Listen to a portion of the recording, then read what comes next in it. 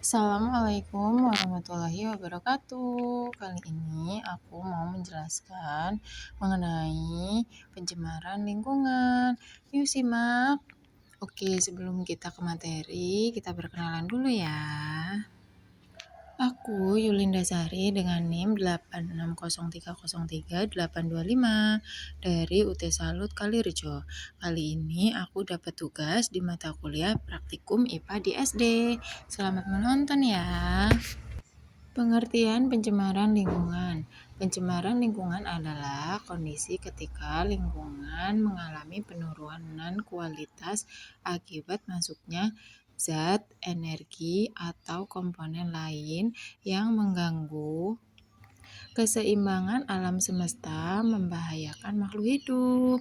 Selanjutnya, bentuk-bentuk pencemaran dibagi menjadi 4, yaitu pencemaran udara, pencemaran air, pencemaran tanah, dan pencemaran suara. Yuk kita bahas satu persatu. Yang pertama adalah pencemaran udara, yaitu kondisi ketika kualitas udara menurun akibat masuknya zat berbahaya ke atmosfer, baik dari aktivitas manusia maupun proses alam. Zat-zat tersebut dapat berupa gas beracun, partikel debu, asap kendaraan, asap rokok, asap pabrik, hingga senyawa kimia yang tidak seharusnya berada di udara dalam jumlah berlebih.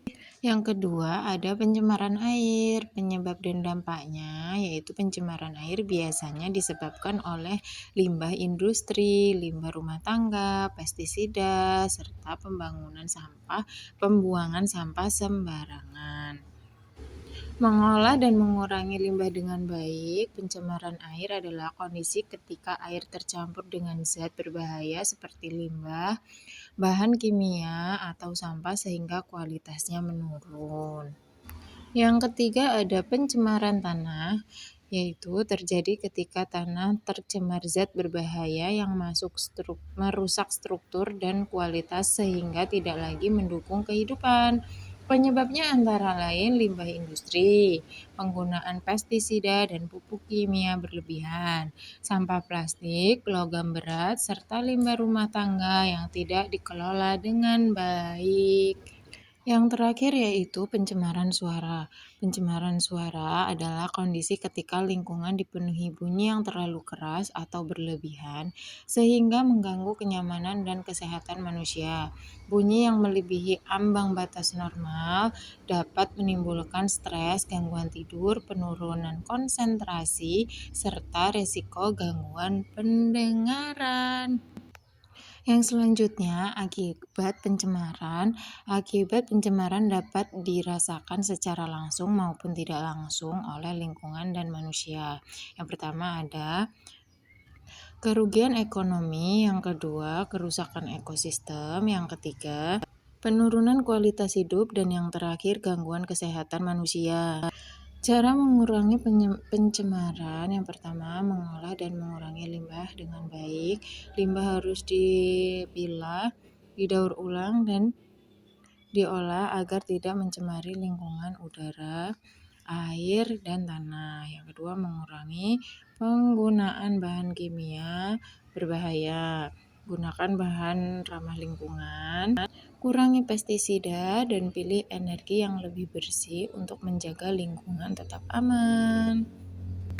Percobaan atau penelitian yang aku lakukan adalah pengaruh deterjen bubuk terhadap tanaman kacang hijau. Penelitian ini merupakan pencemaran lingkungan terhadap air. Aku melakukan penelitian selama 2 hari 2 malam atau 48 jam. Pertama, aku menyiapkan alat dan bahan, yaitu alat tulis, penggaris, gelas plastik 14 biji, deterjen, air, kacang hijau, teko plastik, gelas ukur. Selanjutnya, aku siapkan air ke dalam teko, lalu aku tuang ke dalam gelas takar dan beri 1 sendok teh deterjen bubuk, aduk hingga larut. Kemudian tuang ke dalam gelas plastik 1 gelas penuh dengan label 100%.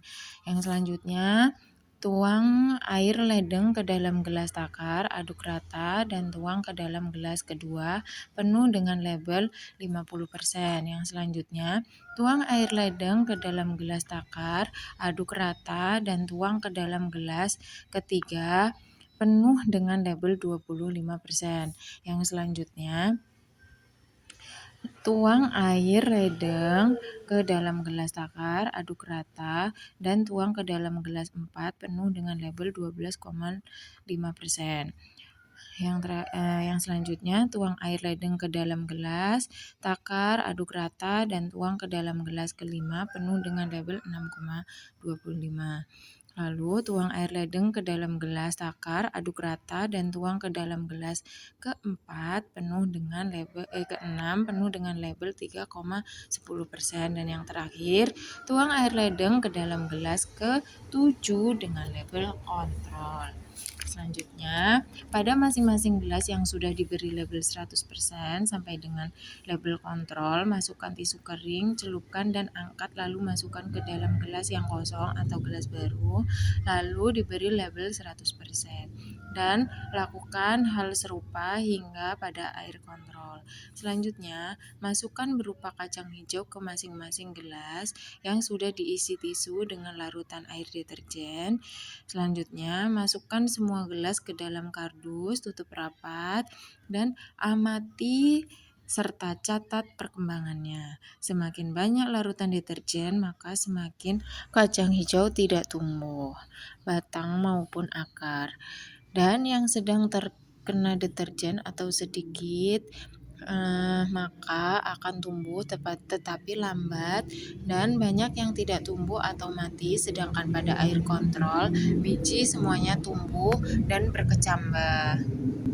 Sekian penjelasan atau materi yang udah aku paparkan. Semoga kalian semua yang menonton dapat menambah wawasan mengenai pencemaran lingkungan. Sampai jumpa di video lainnya. Terus semoga kalian menambah wawasan. Assalamualaikum warahmatullahi wabarakatuh.